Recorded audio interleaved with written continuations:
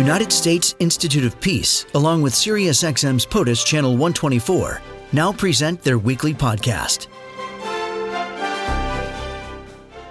Dr. Mary Speck with the United States Institute of Peace. Welcome to POTUS. Thanks for being on the show today. Thank you for having me. Let's talk about I mentioned, you're right, geography makes this region vulnerable. And it's all location for Guatemala, El Salvador, and Honduras. Why so?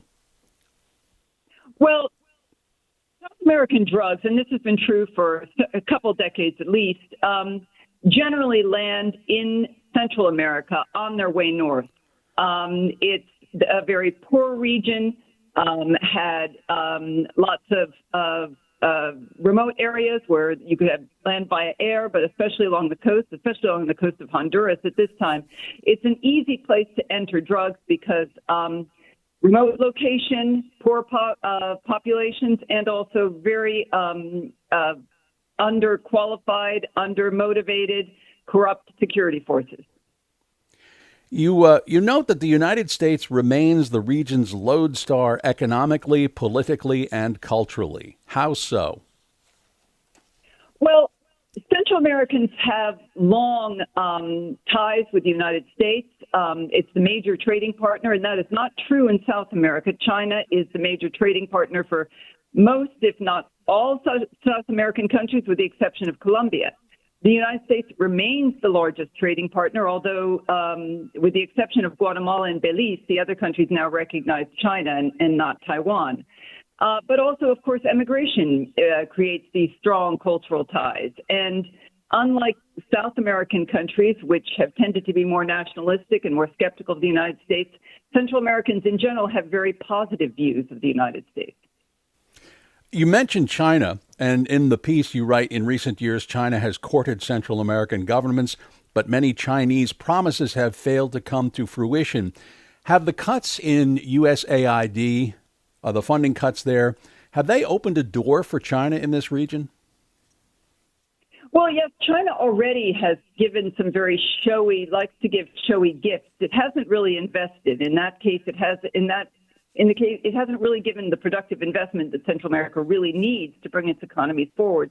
But it does build stadiums, for example, in El Salvador, and a shiny library right on the central plaza of San Salvador. So it gives a lot of investments, and it even appears at local areas. It's clearly stepping up its activity in this region in order to court Central Americans.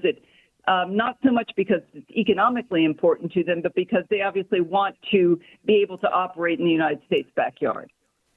Again, we are speaking with Dr. Mary Speck, senior expert of the Latin America program for the United States Institute of Peace. As you note, that northern Central America remains fragile both politically and economically.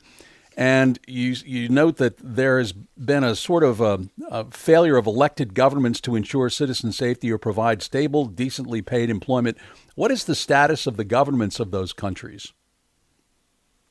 Well, El Salvador, of course, has made tremendous progress. It has crime rates and homicide rates, which is what we usually measure, have gone down dramatically under the state of exception that Nayib Bukele has imposed, the President Bukele, but at a tremendous cost, at the cost of due process rights. You have tens of thousands of the suspects in jail who have not faced trial and may never face trial. In the other countries, you've experimented with iron fist policies, but they haven't made the dramatic gains that you have in El Salvador, although crime has gone down in all of these countries. But the problem is security forces are poorly paid. They're easily corrupted. And in the case of Honduras and Guatemala, they face not only street gangs, which is the main problem in El Salvador, they face organized crime. And this is especially a problem at the local level. Right now in Honduras, you're beginning an electoral campaign, and already a couple mayors have been killed. This is where organized crime has the most power at the local level, its ability to intimidate elected officials and, of course, to corrupt the police is phenomenal throughout the region. And this makes it very difficult to bring down violence and to convince people that democracy really works. And so you have an erosion of faith in elected leaders. Is democracy the preferred form of government? I gather from your piece that it is not necessarily, it doesn't get a ringing endorsement, if you will, from the populace. The confidence in democracy has been eroding. Many people in the pluralities, if not majorities in many countries say, well, if an authoritarian government, if a non-democratic government can solve the problems, we prefer it. So they don't agree with the old, what you call the Churchillian formula that democracy is the best form of government, the worst form of government except for all of the others. So Right. There is an erosion of faith. Dr. Mary Speck, Senior Expert, Latin America Program for the United States Institute of Peace. You note that there's a cautionary tale to be derived from Nicaragua. President Daniel Ortega has pretty much undertaken and undermined the independence of electoral authorities. It is a virtual dictatorship. What is the lesson and the cautionary tale that we need to take from Nicaragua? Well, Nicaragua just gradually eroded the independence of the courts, started attacking civil society, and we're seeing the same things happening in other countries. El Salvador, prior to imposing the state of exception, Bukele basically took control of the courts. There are controversies over corruption of the courts and the lack of independence of the courts in places like Honduras, where a leftist government has been attacking judicial independence, but also attacking civil society and the press.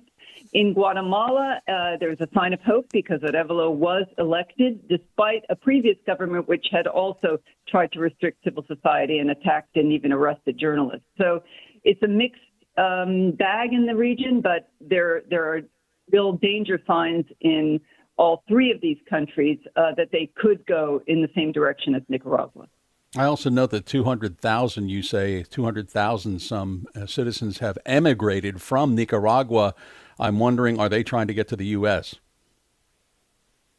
Well, they have tried to get to the United States. Definitely. They're among Central America has long been a source of undocumented migration to the United States. Northern Central America primarily, but Nicaraguans have increased in recent years. And, of course, from other countries. Venezuelans have also migrated in tremendous numbers, and that's fleeing the collapse of democracy and the economy in Venezuela, and high crime rates also. It is an interesting subject and one we'll continue to watch. Dr. Mary Speck, Senior Expert, Latin America Program for the United States Institute of Peace. Thank you so much for joining us here on POTUS. Thank you for having me.